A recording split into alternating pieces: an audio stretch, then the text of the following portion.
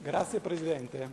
Nell'emendamento 9.1 vado a modificare la legge che prevede di programmazione sanitaria, che prevede le linee di gestione, inserendo nelle linee per la gestione delle aziende sanitarie anche che oltre agli obiettivi che vengono dati annualmente alle aziende siano indicati anche i risultati dell'anno precedente, alla lettera A. Alla lettera B metto che negli obiettivi delle aziende sanitarie anche quello di uniformare il finanziamento, fermo restante il bisogno di salute registrato dal territorio, ma anche il trattamento economico dei dipendenti, intesi sia come dirigenti che come personale medico e del comparto.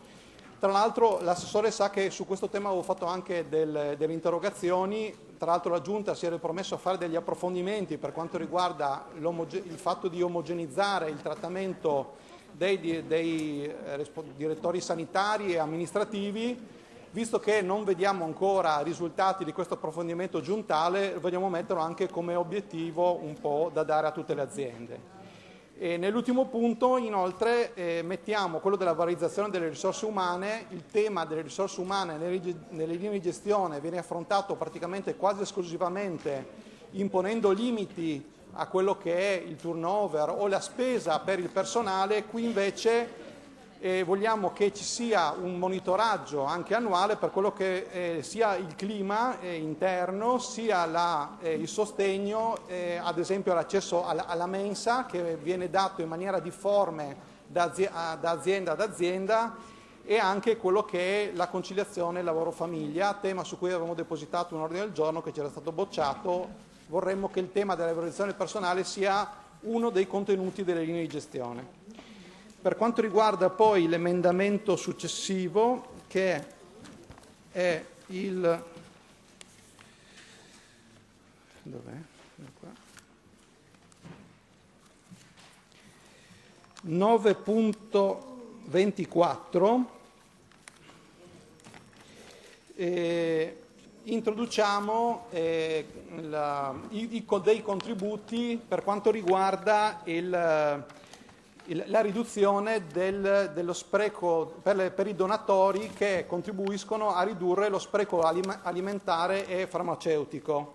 Sappiamo che con la legge nazionale, la 166 del 2016, c'è stata una grossa innovazione e semplificazione per quanto riguarda alcuni nodi operativi proprio nella promozione della donazione. Qui con questa concessione di contributi da parte della Regione vogliamo creare una rete, un sistema organico a livello regionale che contrasti lo spreco alimentare e farmaceutico, adottando misure e strategie specifiche per efficientare questo servizio, che adesso viene fatto per lo più a livello di volontariato. Questo tema è un tema importante. Tra l'altro anche oggi sul giornale c'è l'indignazione di alcuni cittadini di Udine che hanno visto, nonostante l'aumento della povertà, hanno visto gettare chili e chili di pasta non scaduta nei cassonetti. È un tema importante che ha delle grosse ricadute anche economiche. Lo ricordo che Sole 24 Ore nell'ottobre 2016 stimava in 5,1 milioni lo spreco alimentare che c'è dai campi ai consumatori finali in Italia, per un valore di 12,6 miliardi di euro. È un tema che credo sia importante. Io ho depositato un disegno di legge su questo tema qui, visto che non è ancora stato calendarizzato e non è ancora venuto all'attenzione né della Commissione né dell'Aula. Vorrei sensibilizzare appunto la Giunta su questa tematica. E l'emendamento successivo, che è il...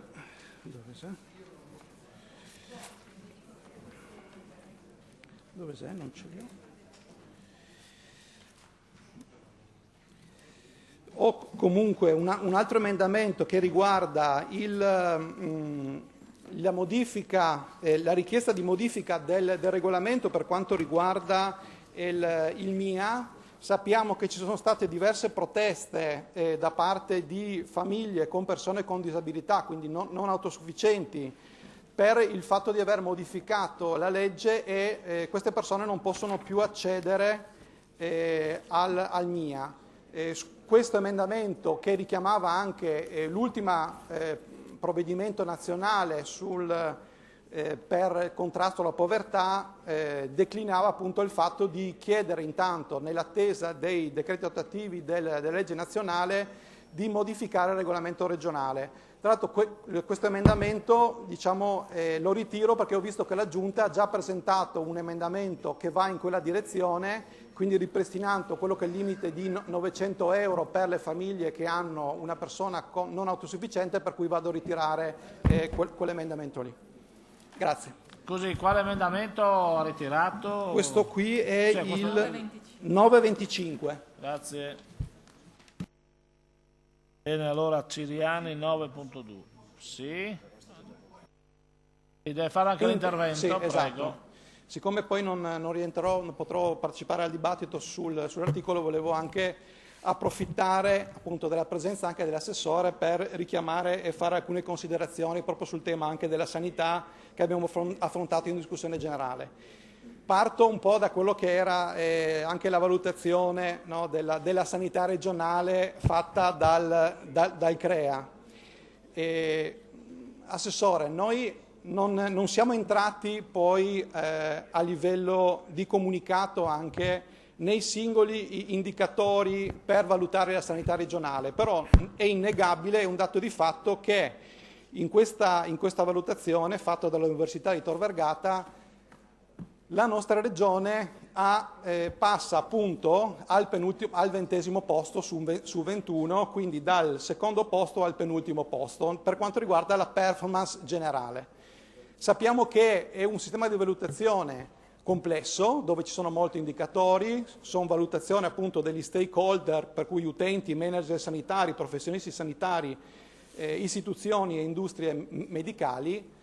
Il nostro comunicato in cui rendevamo noto quello che era un dato oggettivo di questo sistema di valutazione, voleva stimolare un po' quello che era il dibattito su una valutazione più attenta della sanità. E io mi sarei aspettato, a fronte di questo comunicato, che l'assessore entrasse nel merito di quelli che sono gli indicatori che ci penalizzano di più o quelli che anche in questo studio invece miglioravano nel corso degli ultimi anni. Purtroppo la replica dell'assessore è stata fatta appunto attaccando chi gestiva la sanità nella scorsa legislatura e attaccando il sottoscritto per il fatto che non abbiamo letto bene lo studio. Ecco, noi l'abbiamo letto abbastanza bene, tra l'altro abbiamo riscontrato che tra le persone che hanno firmato questo studio c'è anche il dottor Marco Longo, che evidentemente avrà valutato anche tutti i singoli indicatori che poi non sono presenti in maniera puntuale per tutte le regioni. Solo per dire che al di là delle strumentalizzazioni politiche ci piacerebbe ragionare appunto sui numeri su questo studio, che può non essere esaustivo e che può essere una valutazione parziale, come sugli altri numeri. Penso alla valutazione che credo sia opportuna fare sull'attivazione della centrale unica del 118, visto che, come è stato già citato in discussione generale, sentiamo quotidianamente appunto le lamentele di molti cittadini che dicono che i tempi si sono allungati. Ecco, al di là di citare questioni e fatti episodici, ci piacerebbe poter, a distanza di un mese, 2 mesi, valutare proprio l'efficacia di questo come di altri provvedimenti conseguenti della riforma sanitaria. Tra l'altro approfitto appunto della presenza dell'assessore per ricordare che dal 1° luglio è stata attivata un'altra ambulanza nell'Isontino, che però ha comportato un infermiere in più, ma 2 infermieri in meno, uno a Gorizia e uno a Monfalcone. E quindi la mia preoccupazione personale è che anche per codici, non solo per codici verdi o codici bianchi, possa andare a intervenire proprio in caso di urgenza una persona che è un semplice volontario, che per quanto formato sicuramente non è né un infermiere né un medico, per cui l'esigenza di valutare su quanti interventi codici rossi penso sia intervenuto non un infermiere, un medico, su qual è l'esito di questi interventi e fare una valutazione a distanza di tempo dell'efficacia di questo intervento e di questa nuova modalità di attuazione del piano di emergenza urgenza credo sia indispensabile, anche per il fatto che, come abbiamo constatato negli accordi tra alcune aziende sanitarie e la Croce Rossa, ad esempio, il costo per mettere un infermiere in più nell'ambulanza sarebbe stato solamente di 2 euro in più, con tra l'altro una grande eterogeneità nei contributi dati alla Croce Rossa, ad esempio penso a quella di Monfalcone e quello di Palmanova, dove Palmanova addirittura ha un tetto di retribuzione più del doppio. Per cui avere dei chiarimenti specifici e avere dei dati che certificano la bontà o meno delle scelte fatte credo che sia una cosa che possa rassicurare i cittadini, ma anche i decisori e i politici che ogni giorno si confrontano con loro. Grazie.